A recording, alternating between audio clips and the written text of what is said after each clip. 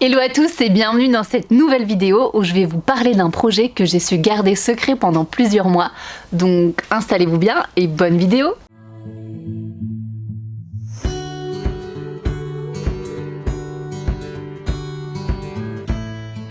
Salut, moi c'est Louise. Je suis passionnée par le trek en montagne depuis que j'ai fait une première randonnée en solitaire de plusieurs jours en Écosse.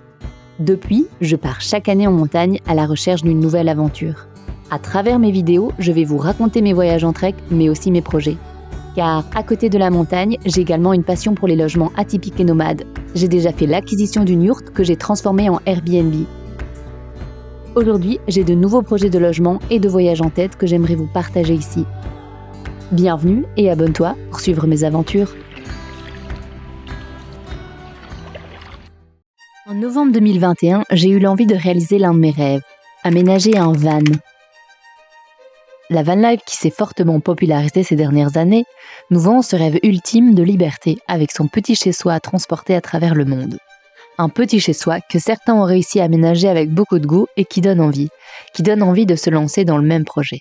Seulement voilà, si je regarde dans mes économies, l'achat d'un van n'est pas réalisable. Et en y réfléchissant bien, même si le van aménagé fait partie de mes rêves, dans le côté pratique, je n'ai pas dans l'immédiat de grands projets de voyage. Donc pas l'utilité d'avoir un tel van. Cependant, l'idée me titille beaucoup trop. Une solution me vient alors à l'esprit. Et si je transformais le véhicule en quelque chose de plus abordable, mais semblable dans son utilité et ses possibilités d'aménagement? La réponse est toute trouvée. Une caravane. Mais quelque chose avec l'image populaire de la caravane blanche qu'on emmène en camping me dérange.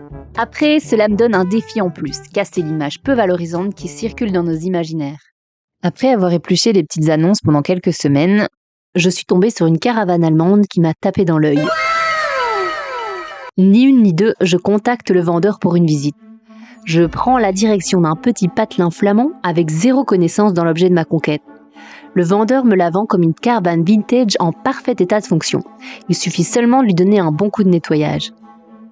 Je prends plusieurs jours de réflexion. J'hésite. Est-ce vraiment une bonne idée? Suis-je à la hauteur de ce projet? Il faut savoir que je n'ai aucune formation manuelle. J'ai fait des études de lettres. Je n'y connais rien en plomberie et en électricité. Mais je suis tout de même bricoleuse et la création de meubles, j'ai déjà fait. Je me rappelle des paroles du vendeur qui m'a décrit la caravane comme en parfait état de marche. Quelques petites modifications de certains meubles et quelques coups de peinture et le tour sera joué. Deal, je signe la vente de ma petite caravane. Que l'aventure commence.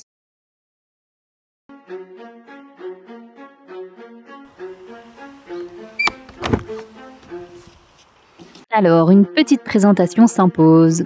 Il s'agit d'une caravane de la marque allemande Knos, le modèle Comfort pour être exact. Sait-on jamais qu'il y a des experts de la caravane qui passent par ici? Elle mesure 2 mètres de large pour 4 de long. Elle pèse moins de 750 kg, ce qui lui donne l'avantage d'être transportée comme une remorque et elle ne nécessite pas de papier. C'est un modèle des années 80. Au premier coup d'œil et selon le vendeur, elle est en parfait état. Mais je vais vite me rendre compte du contraire, malheureusement.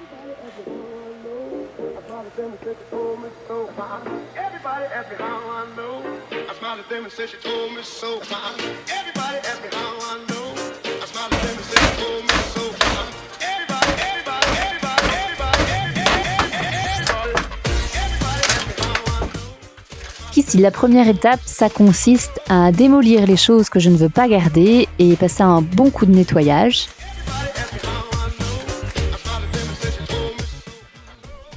Alors, le chauffage était branché pour mettre un petit peu de chaleur et sécher un petit peu cette caravane qui est un peu humide à certains endroits.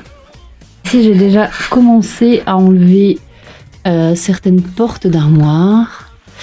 Une armoire que j'ai commencé à démonter aussi. Donc voilà, on peut voir les portes qui sont parties. Alors il reste aussi cette belle moquette à enlever. Et voilà, toutes les portes pour les repeindre et nettoyer tout ça.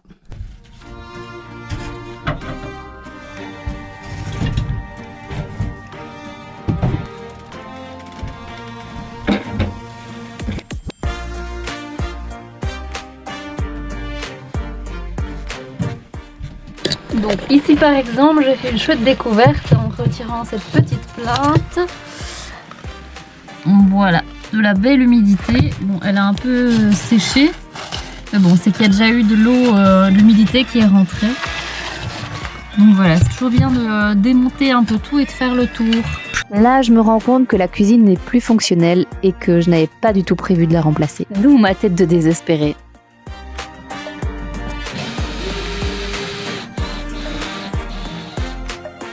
Et maintenant, c'est au tour du chauffage que je me rends compte qu'il ne fonctionne plus également.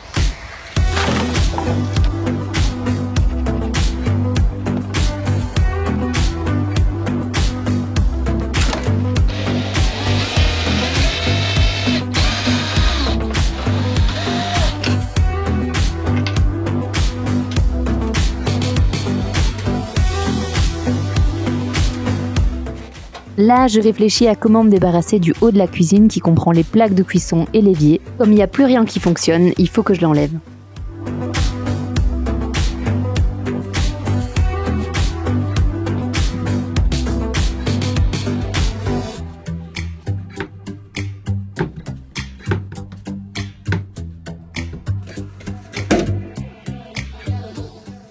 Depuis le début, je sais que je ne veux pas garder cette penderie, donc je la démolis.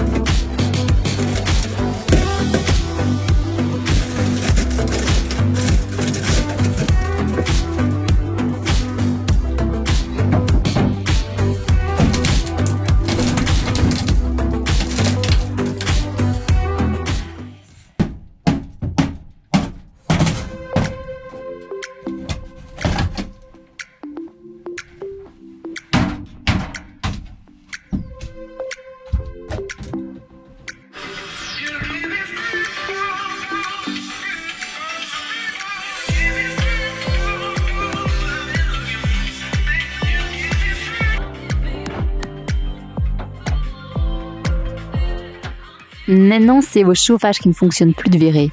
Mais bon, celui-ci me donne aussi du fil à retordre.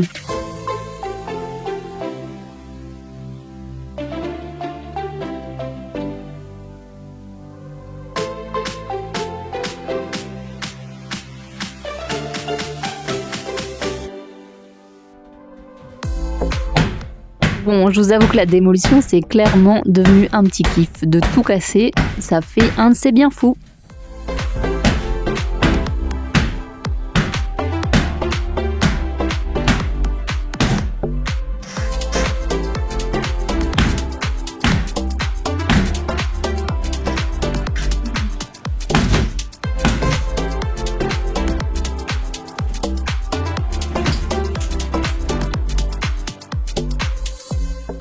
Là, mon père m'a prêté main forte car il fallait encore couper ces fameux tuyaux de gaz.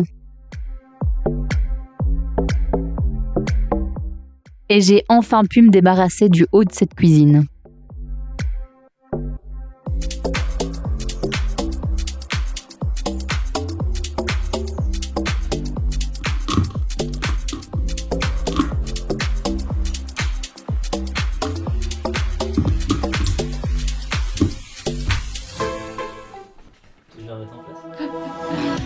Là, c'est Cyril qui m'a prêté main forte pour dégager cet énorme frigo que je n'arrivais pas à enlever.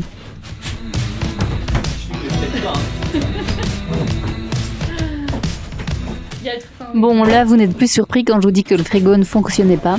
C'était encore dû à ces fameux tuyaux de gaz complètement rouillés et obsolètes. J'étais pas trop chaude de les réutiliser.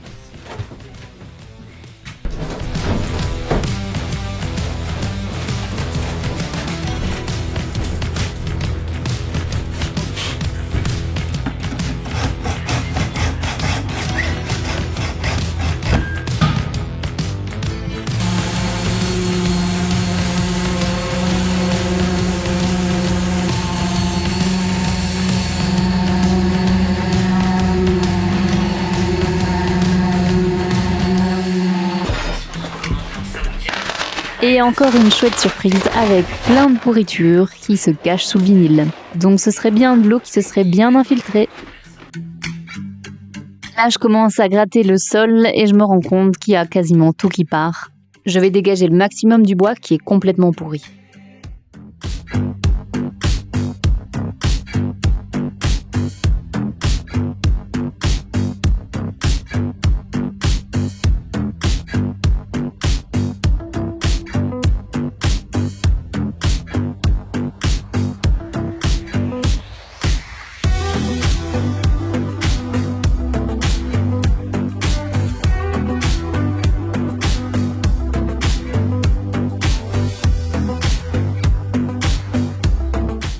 Je refais le même pour la mousse isolante qui est clairement bien abîmée et j'ai pas envie de la garder.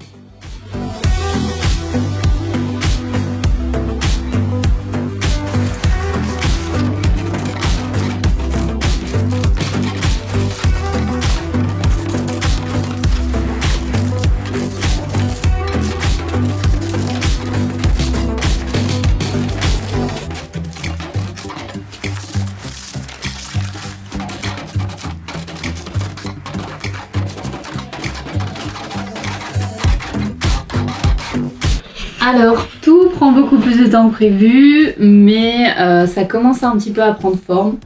Donc tout ce qui devait partir est parti. Il ne reste plus que le sol en vinyle à arracher. La cabine ici, qui était une penderie, elle est partie. Et voilà, toutes les petites étagères aussi de décoration, elles ont viré. Ce qui a laissé la place à de belles agrafes qu'il a fallu enlever. Et voilà, donc les meubles sont un peu tout nus. Les portes doivent être poncées et peintes, donc elles vont revenir après. Et tout ce qu'on voit ici va être peint également et nettoyé, car il y a de la belle moisissure aussi, des genres de petites taches sur les murs, surtout sur le plafond. Je suppose que c'est dû à l'humidité. Il y en a pas mal ici, donc voilà. Ça prend du temps, mais on ne baisse pas les bras.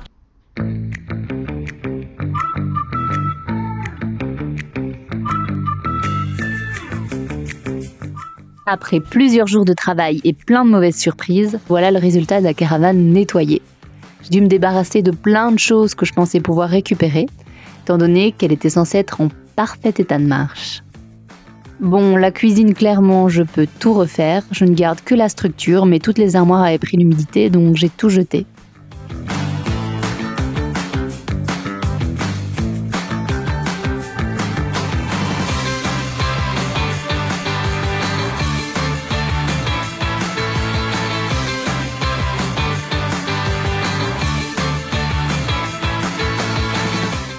Je pensais vraiment que je pouvais récupérer la majorité du mobilier.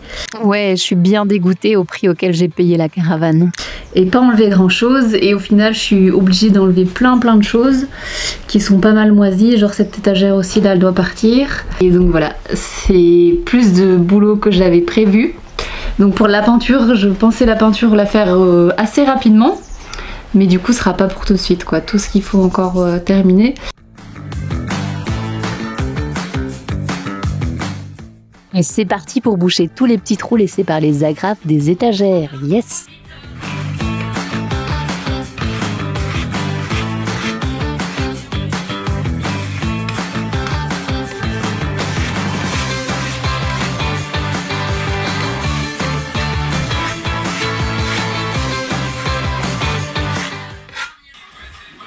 Allez, je me décide à enlever le reste du vinyle, j'ai peur de ce que je vais trouver en dessous.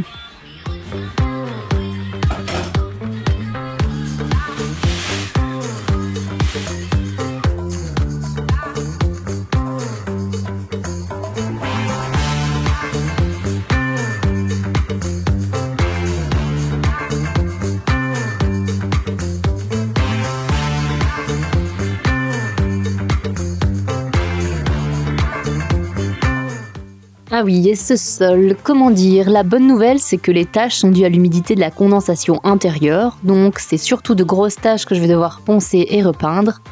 Par contre, devant la porte, là c'est clairement l'eau de l'extérieur qui s'est infiltrée, et il y a une partie du bois qui était bien toute pourrie. Les taches sur le plafond sont aussi le résultat de la condensation intérieure, mais elles sont parties avec un chiffon et du savon, donc ça c'est top.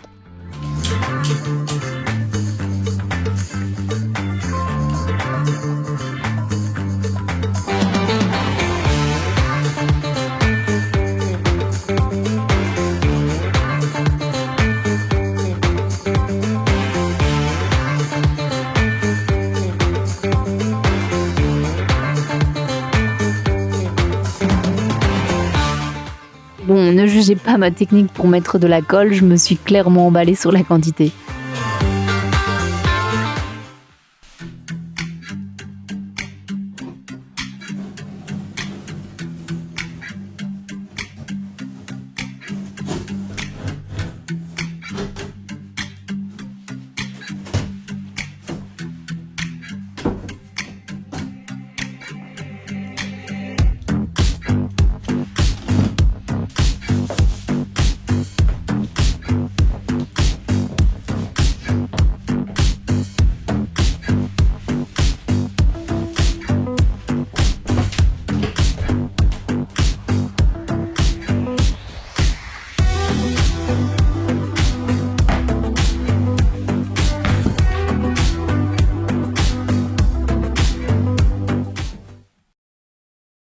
Et c'est parti pour un petit avant-après.